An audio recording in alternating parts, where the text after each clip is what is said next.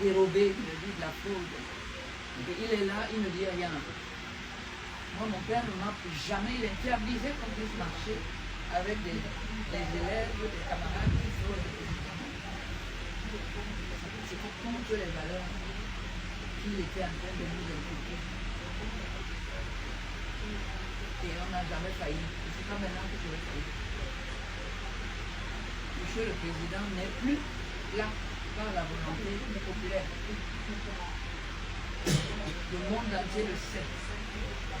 Il devrait se sentir au moins mal à l'aise à chercher la force. Ce fameux peuple qui ne respecte pas. Nous lui avons montré, il n'est pas venu faire la campagne ici à Douala, personne ne l'a vu. Parce que pour lui, son pouvoir, il le tient de Dieu et de lui-même. Le peuple ne s'en à rien. Et ça correspond à sa façon de nous gouverner. C'est-à-dire ne jamais tenir compte de nous pour mettre en place des actions qui vont dans ce sens-là. Mais je ne pense pas que le peuple va se laisser faire cette fois-ci. Et moi, je serai dans toutes les actions qui vont dans ce sens. Ne pas laisser un individu penser qu'il est au-dessus de son peuple. Tout faire pour qu'il comprenne que s'il est là, c'est parce que le peuple a voulu à un moment T de l'histoire le mettre là. Et que c'est ce même peuple qui va aujourd'hui décider qu'il ne doit plus être là. Sinon, il va régner sur des moutons et des cochons et des animaux, mais pas sur les citoyens camerounais. Et ils sont capables de lui montrer qu'il n'y a pas match entre lui et tout le peuple camerounais décidé à en découdre et à faire respecter sa volonté. Voilà. Voilà quelqu'un qui n'est même pas venu faire la campagne à Douala, nulle part d'ailleurs. Mais c'est un mépris, mais il se prend pour qui ce monsieur-là? Monsieur, vous n'êtes pas un dieu, hein? De tout. Là, parce qu'on vous a mis là, vous avez Nangui, zéro, Macabo. Rien du tout, sans nous. Tu n'es rien du tout sans nous. Passe. Peut-être que tu as quelque chose avec les boulots, mais pas avec nous. Président d'une ethnie boulot. Oui, c'est ton problème. Oui, tu es président de l'ethnie boulot. D'ailleurs, c'est ton niveau. C'est ton niveau là, de l'ethnie, pas le niveau de la nation. À se voir. Tu n'es pas venu faire la campagne, rien du tout.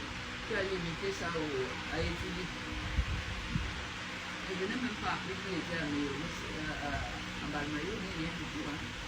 Là, il se prend pour qui celui-là? Mais il croit pourquoi?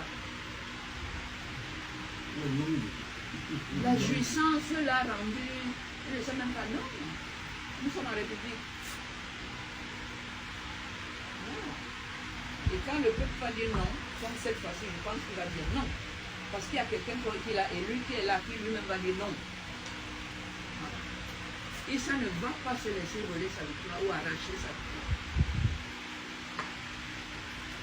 Nous sommes là pour l'en empêcher. Alors, maître, en dehors de l'issue du scrutin, qui est un petit peu incertain ou entouré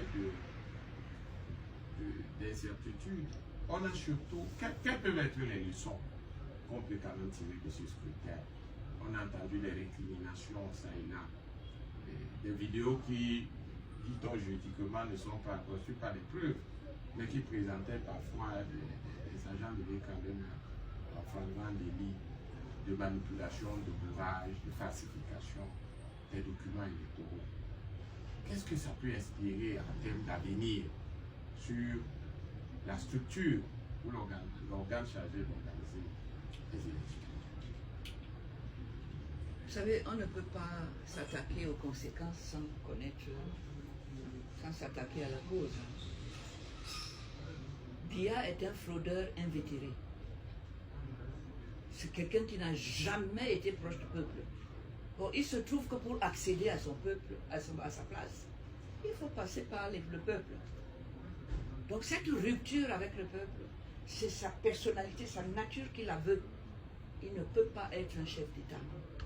C'est-à-dire qu'il ne peut pas répondre aux aspirations autres que celles personnelles et égocentriques qui se limitent à sa personne.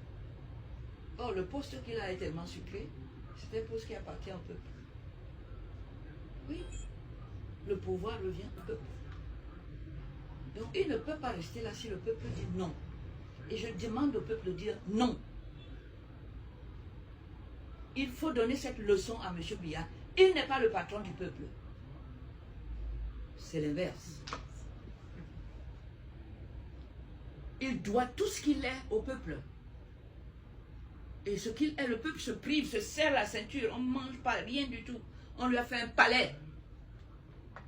Il a des maisons, il va, il voyage. Lui, il nous a enlevé même la compagnie nationale qu'on avait. On ne peut plus voyager comme il faut. Non, il est temps qu'on puisse lui dire, Monsieur Biya, ce n'est pas ça. Vous prenez le peuple camerounais, pourquoi? Pour vos serpillères, pour essuyer vos sols. Parce que vous êtes qui de plus que qui?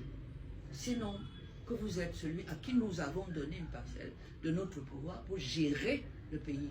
Mais en termes de gestion, vous avez démontré quoi? Gabégie, misère. Vous êtes entré au pouvoir, vous nous avez dit que les caisses de l'État sont pleines. Et maintenant, vous n'arrêtez pas de dire qu'elles sont vides.